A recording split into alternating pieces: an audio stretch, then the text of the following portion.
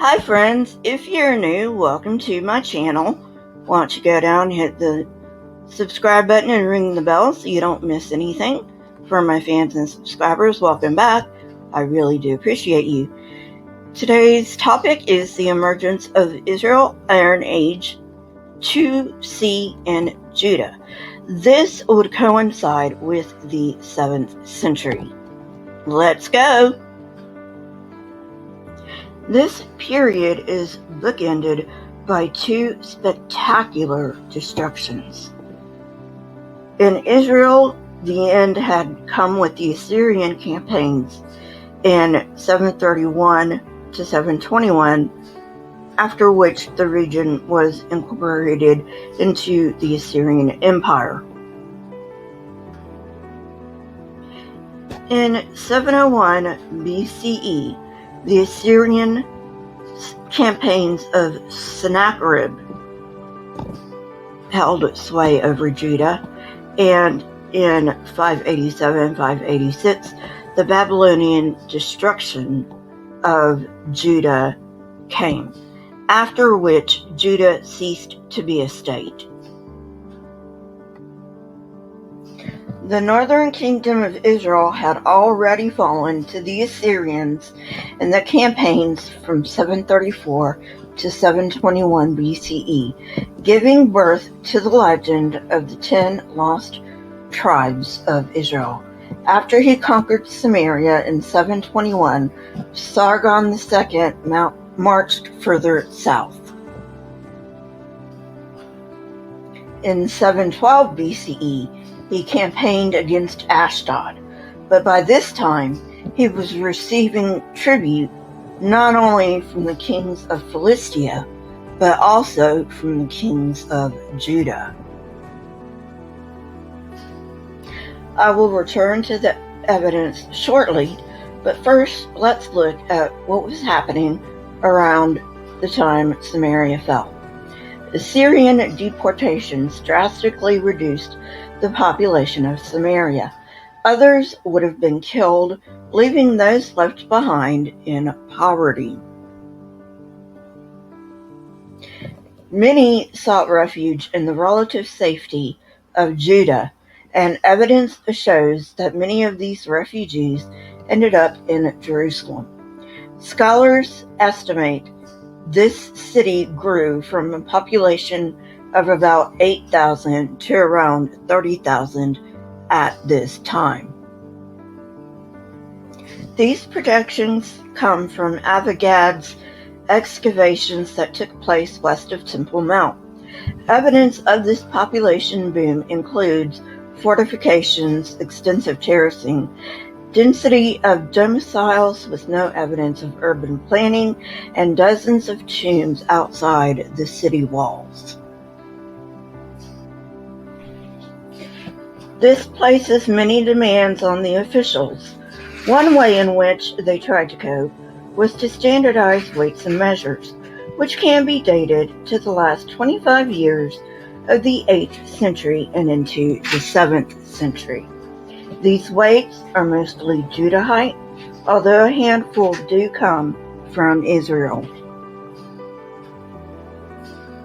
We can see the political borders of Judah through the distribution of shekel weights in the late 8th to 7th centuries. Royal stamped jar handles, which are seal impressions on large jars, also help delineate Judah's borders at this time. This, along with the evidence that the clays only came from a few places and that these jars bear the names of officials, tells us that the government was preparing for the Assyrian invasions that came in the late 8th century. Almost half of the known jar handles come from only 3 areas: Jerusalem, Ramat, Rahel, and Lachish. With petrographic analysis, we found that all but 2 jars come from the same region in the Shephelah. Despite its strategic location, Jerusalem has an inadequate water supply, with the only natural source being the Gihon Spring. In the 8th century, workers cut a 580-yard-long underground tunnel that conducted the spring water to a reservoir inside the city wall. This tunnel is still in use today. Finally, in preparation for the siege, workers built a stretch of wall in the Jewish quarter, excavated by Avagad. In that time, the wall extended to the Jaffa Gate, suggesting Jerusalem was 5 times bigger than it had previously been.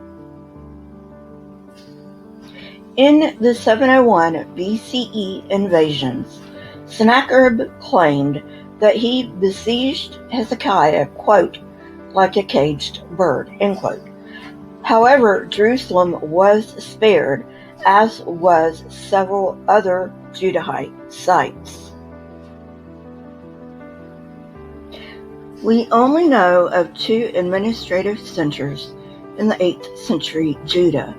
Beersheba was a border fortress on Judah's southernmost border that ended in a fire.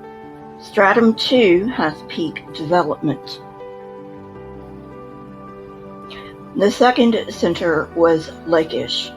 Stratum 3 represents the 701 BCE destruction level and provides us a detailed look at a well-documented, prolonged siege in the ancient Near East.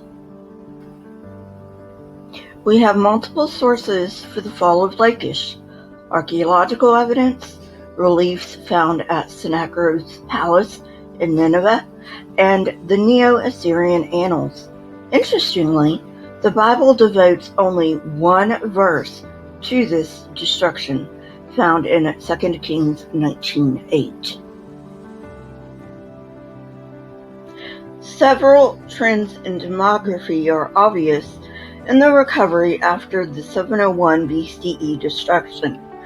Scholars have assumed until recently that the demography of Judah stayed the same, although mostly destroyed. Most recently, scholars have concluded that many sites were, in fact, reoccupied. Nearly 24 sites show a possible occupation gap, then a diminished population. Former administration centers like Lachish ceased functioning altogether, while no cities fully recovered. Although there was a 701 BCE destruction level, some new settlements were founded in the 600s, like Ein Gedi. New settlements also popped up in the Judean desert and the Negev. Among the sites that gained importance were Assyrian strongholds. Forts increased greatly in the 7th century. There were only about 5 in the 8th century, as opposed to 14 in the 7th century. Most of these are in the area of Jerusalem and the Upper Dead Sea.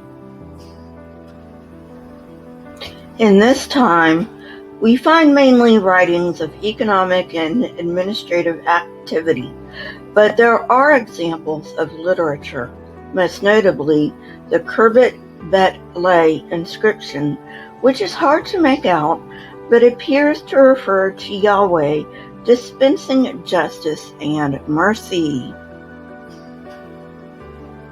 Also, in a 7th century tomb in Jerusalem, scholars have found 2 engraved amulets made of silver that are engraven with writing that belongs to a tradition that is similar to the biblical tradition.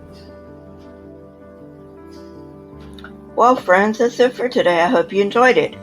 If you did, hit that like button, press the subscribe button, and if you would like to know when I come out with new content, hit the the bell next to the subscribe button. My Twitter, Discord, email, PayPal, website, and other social media links are in the description. If you would like to support me, you may do so on my PayPal link or on my Patreon link. Those links are also in the description. Keep learning and searching for truth. Here are a few videos from my library. If you have not watched them yet, go ahead and watch them and tell me what you think. Until next time, friends, stay safe and goodbye.